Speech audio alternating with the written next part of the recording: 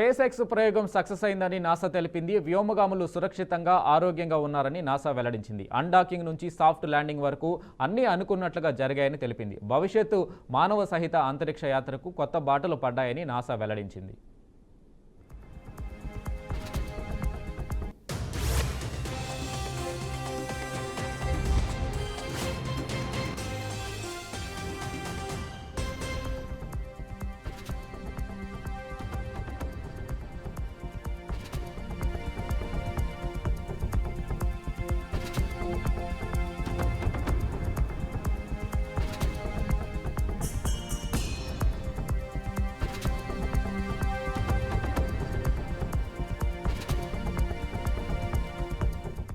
Space X ప్రయోగం success అయిందని NASA తెలిపింది. వ్యోమగాములు సురక్షితంగా ఆరోగ్యంగా ఉన్నారని నాసా వెల్లడించింది. అన్డాకింగ్ నుంచి సాఫ్ట్ ల్యాండింగ్ వరకు అన్నీ అనుకున్నట్లుగా జరిగాయని తెలిపింది. భవిష్యత్తు మానవ సహిత అంతరిక్ష యాత్రకు కొత్త బాటలు పడ్డాయని నాసా వెల్లడించింది. ఇక దీనిపై పూర్తి అప్డేట్స్ మా ప్రతినిధి విద్యాసాగర్ అందిస్తారు. విద్యాసాగర్, చెప్పండి.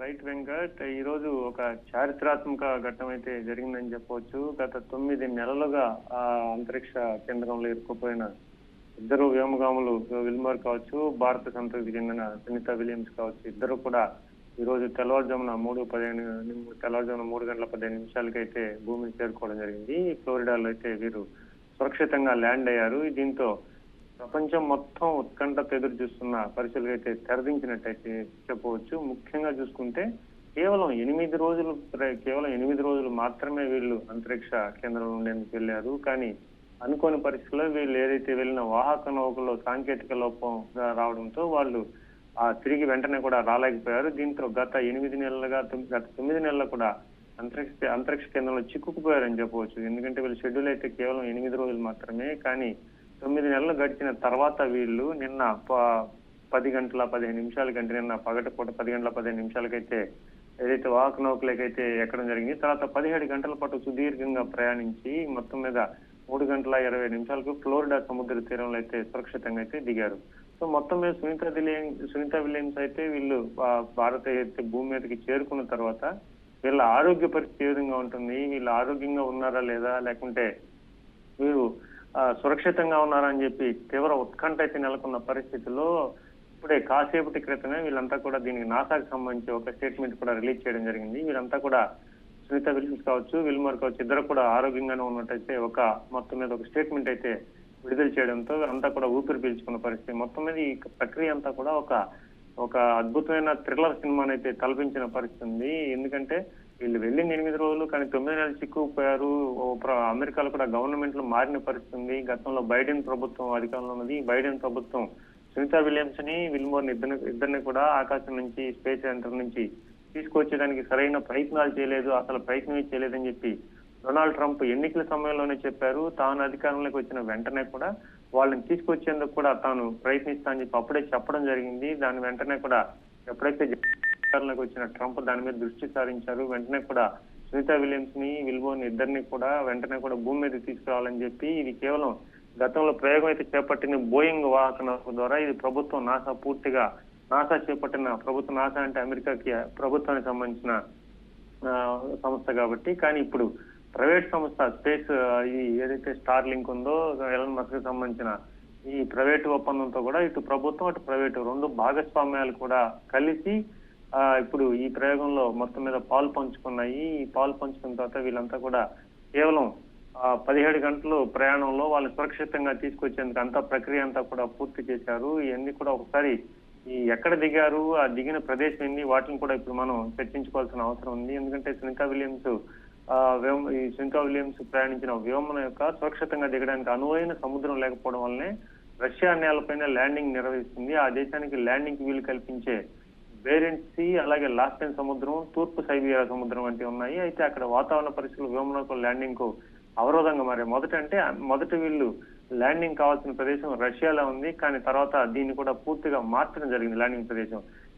ఈ సమయంలో ఆ ప్రదేశాల్లో జలాలు చాలా శీతలంగా ఉంటాయి. సముద్రం అంతా కూడా శీతలకాలం వల్ల గడ్డగట్టుకున్న పరిస్థితి కాబట్టి వీళ్ళు క్యాప్సూల్స్ లో దిగేటప్పుడు అక్కడ ఏదైనా ప్రమాదం జరగవచ్చు. ఒకవేళ వ్యోమనౌకలకి నీరు లీక్ అయితే వ్యోమగాములు గడ్డగట్టుకుపోతారు. వ్యోమగాములను వెలికి తీయడం కూడా చాలా కష్టం అవుతుంది కాబట్టి కొన్ని చోట్ల అనువైన ప్రదేశం ఉన్నప్పటికీ అవి అంతర్జాతీయంగా సరిహద్దులకు చేరుగా ఉన్నాయి. అలాంటి చోట్ల ల్యాండింగ్ రష్యా సుముఖంగా లేదు. దీంతో మరోపక్క ఆ దేశంలో జనావాసాలు లేని భూభాగాలు చాలా ఉన్నాయి. కానీ పారాచూట్ల సాయంతో వ్యోమనౌక వేగాన్ని తగ్గిస్తూ నెమ్మదిగా వ్యోమనౌకను ఫ్లోరిడా అంటే యుఎస్ ప్రాంతంలోని యునైటెడ్ స్టేట్ కి సంబంధించిన ప్రాంతంలో దించారు. అలాగే మరొక ఆలోచన కూడా చేశారు. చైనా కూడా ఆ గతంలో ఇదే తరహాలో ఇన్నర్ మంగోలియా ప్రాంతంలో నేలపైన ల్యాండింగ్ చేశారు. అదేవిధంగా ఇప్పుడు భూమి మీద ల్యాండింగ్ చేద్దామని కూడా ఒక ప్రయత్నం చేసినప్పటికీ భూమి మీద ల్యాండింగ్ అనేది చాలా కష్టంతో అలాగే చాలా రిస్క్ తో కూడుకుంది. ఈ క్యాప్సూల్స్ కావచ్చు, ఈ పారాచూట్లు కావచ్చు, నేల మీద దిగిన వెంటనే ఏదైనా ప్రమాదాలు జరుగుతాయి. అందుకని ఖచ్చితంగా నీటి మీదనే వీళ్ళని ల్యాండింగ్ చేయాలని చెప్పి చూశారు. అలాగే భౌగోళికంగా కూడా వెసులుబాట్లు అమెరికా సాగర ల్యాండింగ్ కి మంచిదని చెప్పి చివరి క్షణాలు ఎంచుకోవడం, ఈ పారాచూట్ల వేగాన్ని తగ్గించుకుంటూ రావడం. సో మొత్తం మీద ఫ్లోరిడా సెంటర్ లో నీటిపైన మొత్తం మీద ల్యాండింగ్ చేశారు. నీటిపైన ఎందుకంటే నీటి సాంద్రత చెక్కదనం తక్కువగా, అందువల్ల ల్యాండ్ అయిన వ్యోమనౌక పాలిట కుషన్ లాగా పనిచేస్తుంది. వాటర్ ఏదైనా భూమి అయితే వాళ్ళు ఇటు ఆకర్షణ శక్తికి వాళ్ళు వచ్చే వేగానికి భూమికి చాలా ప్రమాదం జరిగే అవకాశం ఉంది. కాబట్టి వాటర్ అయితే ఒక కుషన్ లాగా పనిచేస్తుంది. అలాగే సముద్రం చాలా సువిశాలంగా ఉంటుంది కాబట్టి దీన్ని ఎంచుకోవడం జరిగింది. ఈ ల్యాండింగ్ తర్వాత సహాయ బృందాలు నేరుగా కూడా సునీత విలియమ్స్, బిచ్ విల్మోర్ దగ్గరికి వెళ్ళి ఆ క్యాప్సూల్ దగ్గరికి వాళ్ళని కూడా చాలా ఉత్కంఠంగా ఎదురు చూసిన ప్రపంచం అంతా కూడా వాళ్ళు ఏ పరిస్థితులు ఉన్నారు. ఎందుకంటే వీళ్ళు స్పేస్ ఐఎస్ఎస్ లో ఉన్నప్పుడు కొన్ని ఫొటోస్ కూడా రిలీజ్ చేయడం జరిగింది. ఆ సునీత విలియమ్స్ చాలా వృద్ధాప్యంలోకి వెళ్ళినట్టు, మొహం అంతా కూడా ముడతలు పడినట్టు కొన్ని ఫొటోస్ రిలీజ్ చేసినందువల్ల వాళ్ళు భూమి మీదకి వచ్చినప్పుడు వాళ్ళ పరిస్థితి ఏ విధంగా ఉంటుంది, వాళ్ళ శక్తి సామర్థ్యాలు ఏ విధంగా ఉంటున్నాయి అని చెప్పి చాలా తీవ్ర ఉత్కంఠ నెలకొన్న నేపథ్యంలో వీళ్ళంతా కూడా శాస్త్రవేత్తలు వెళ్ళడం, అక్కడికి వెంటనే కూడా రెస్క్యూ టీం చేరుకోవడం, ఫ్లోరిడా జలాల వద్ద వాళ్ళందరినీ కూడా వెంటనే కూడా అబ్జర్వేషన్ పెట్టారు. వైద్య పరంగా వాళ్ళందరికీ వెంటనే సేవలు అందించడం. దీంతో అబ్జర్వేషన్ లో వీళ్ళంతా కూడా ఆరోగ్యంగా ఉన్నారని చెప్పి నాసా కొద్దిసేపటి క్రితమే ఒక స్టేట్మెంట్ రిలీజ్ చేయడంతో అంతా ఊపిరి పీల్చుకున్నారు. ముఖ్యంగా సునీత విలియమ్స్ భూమి మీద చేరుకుంటే భారత్ లో కూడా సంబరాలు అయితే జరుపుకుంటున్న పరిస్థితి. భారత్ లో సంబరాలు ఎందుకు జరుపుకున్నారంటే ఈ మూలాలు ఎక్కువ కూడా ఈమె సునీత విలియమ్స్ గుజరాత్ కి మూలాలు ఉన్నాయి. గుజరాత్ లో గత 9 నెలల అంతరిక్ష కేంద్రంలో ఇరుక్కున్నప్పటి నుంచి కూడా అనేక పూజలు పునస్కారాలు చేస్తున్నారు. గుజరాత్ లో ఈ వాస్తవాన్ని చూసుకుంటే ఈ సునీత విలియమ్స్ భారత్ సంఘానికి చెందిన న్యూరోటానమిస్ట్ దీపక్ పాండ్యా, స్లోవిన్ వీళ్ళకి సంబంధించిన వాళ్ళు 1965 సెప్టెంబర్ లో 19న ఒహియోలో సునీత జన్మించారు. పాండ్యా దంపతులకు 3 సంతానం కాక సునీత చిన్న కుమార్తె. వీళ్ళు దీపక్ పాండ్యా గుజరాత్ లో జన్మించారు. ఈమె చదువుకున్న కూడా మసాచుసెట్స్ లో 1983లో హై స్కూల్, 87లో యుఎస్ నావల్ అకాడమీ నుంచి బిఎస్సీ చదివారు. అలాగే 1995 ఫ్లోరిడా ఇన్స్టిట్యూట్ నుంచి టెక్నాలజీ ఆఫ్ ఇంజనీరింగ్ మేనేజ్మెంట్ లో సునీత విలియమ్స్ ఎంఎస్సీ పూర్తి చేసిన పరిస్థితి. 97లో మిలిటరీ మొత్తం మీద గుజరాత్ తో పాటు దేశవ్యాప్తంగా కూడా సునీత విలియమ్స్ భూమి మీద చేరుకోవడంతో సంబరాలు అయితే చేసుకున్న పరిస్థితి ఉంది. Venkat. Right Vidyasagar, thank you so much.